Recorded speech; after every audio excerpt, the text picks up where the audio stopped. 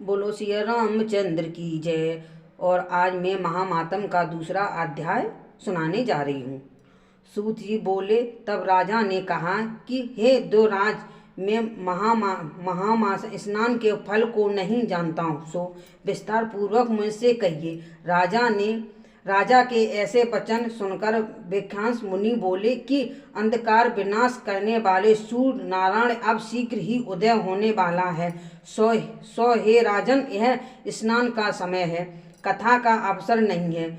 सूत राम, तुम स्नान करके जाओ और अपने कलयुग वशिष्ठ से सब पूछ लेना। ऐसा कहकर तपस्वी मौन धारण करके स्नान करने को चले गए और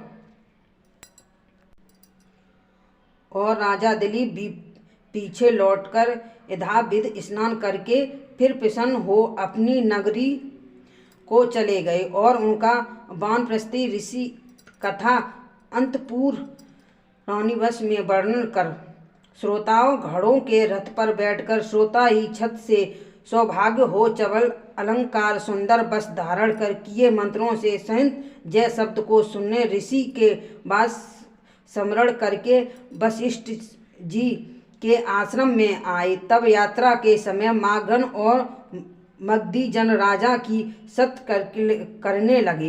विनय और शिष्टाचारों पूर्वक ब्राह्मण ऋषि को प्रणाम कर मद और आशीर्वाद को स्वीकार कर राजा आसन के ऊपर बैठ गए।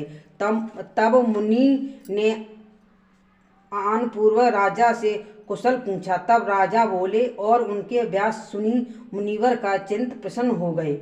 तब मधुर मूर्ति वाले राजा व्याख्यानस वचन को पूछने लगे। दिलीप बोले, हे भगवान, आपकी कृपा से मैंने विस्तार सहित आचार धर्म नीति और राजधर्म सुने। चारों वर्णों के आचार तथा श्रवणों की क्रिया दान करके विधान और यज्ञ आपके कथन किए व्रत विष्णु भगवान की आराधना भी मैंने सुनी।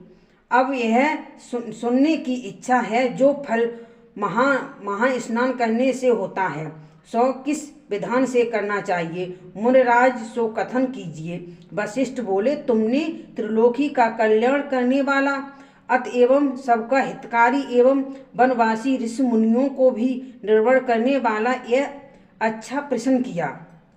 जो व्यक्ति भूमि, तिल, वस्त्र और सुहृद आदि वस्तुओं का दान किए ही बिना स्वर्ग में जाने की इच्छा करते हैं, उन्हें चाहिए कि महामास में अवश्य स्नान करें।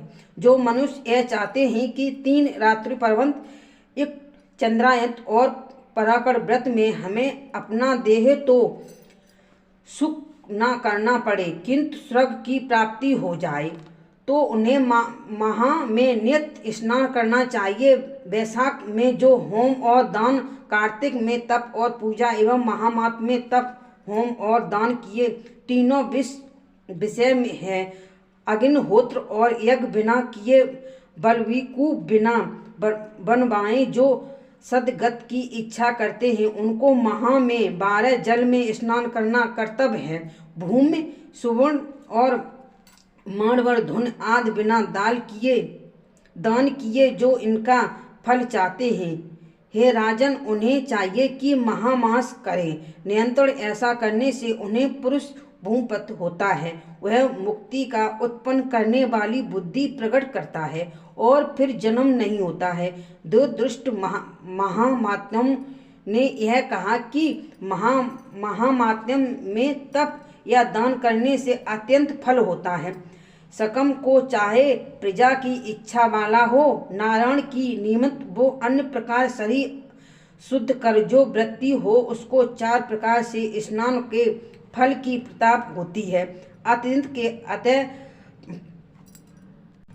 अन्य प्रताप पूर्वक 12 वर्ष पर्यंत महा स्नान किए, उसके फल से त्रिलोकी के दीप स्वरूप द्वारा आते 12 पुत्रों की प्राप्ति हुई। महास्नान से ही रोहिणी सुहान तथा रोहिणी दानशील हुई और उसकी स्नान की इंद्रिय रूप तंत्र होकर सममहल स्थान में सुख से निवास करती है, जो शोभा से भरपूर निर्मल, जिसके आंगन नृत्य करने वाली अप्सराओं से शोभा हो रही हो, जो जल अनेक दीप जलने रहे हों और जो स्थान रूपी बती स्त्रियों से संकृत हो।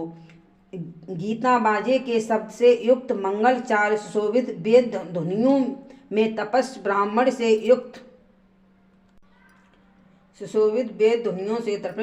से युक्त देवचरों तपर मनोहर सदा अतिथियों से सुशोभित स्थान में मकर के रव में स्नान करने वाले व्यक्ति प्रसन्न हो निवास करते हैं। जितने महामास में बहु दान किया तथा भगवान की पूजा और स्तुति हैं, संतुष्ट वस्त्र का त्याग है और व्रत नियम का पालन किया है, श्रेष्ठ है। महामास सदा धर्म का प्रसिद्ध करने वाले और पाप का नाश है, फल देने काममुक्त और निष्काम होने से ज्ञान होने वाला है। जो लोग ज्ञानी और वन में रहकर तप करने वाले को प्राप्त होते हैं और जो लोग विष्णु भगवान के मिलन में लोग सदा महास्नान करने वाले मिलते हैं। हे परंतप और पुण्यों के क्षीण हो जाने वाले देवलोक यह लौट आना होता है, परंतु महास्नान करने वाले व्यक्ति वैकुंठ से फिर नहीं आते हैं। महास्नान कर जो मनुष्य दूध देती हो गौ का दान करते हैं, हे राजन, उस गौ के शरीर में जितने रोम हैं उतने ही वस्त्रों वह स्वर्ग लोक में श्रेष्ठ का उपभोग करता है। महामास करने से व्यक्ति गुड़ तथा तिल दान करता है, उसके पास दूर हो जाते हैं, अतएव मनुष्य निर्मल हो जाता है। सब दानों से तिल विशेष तप के नाश करने वाले हैं। इस कारण राजन यज्ञ पूर्वक महामास में तिल दान करें। महामास करके ब्राह्मण को भोजन करवाइए तो वह अपने पितरों को दृढ़ कर शुद्ध विष्णु को जाता है। इस कारण सब प्रसन्न महामास में दान करने। हे राजन, किसी प्रकार की दान के बिना महामास को न जाने के वित्त अनुसार जानकर शाही महा में दान करना कर्तव्य है। जो महामास करने उपानंत और कमंडलू ब्राह्मण को देता है, उसकी अवश्य स्वर्ग की स्थापना होती है।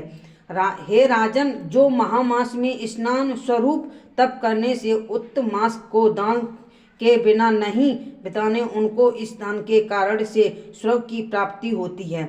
दान से स्वर्ण और दान से ही सुख प्राप्ति होता है।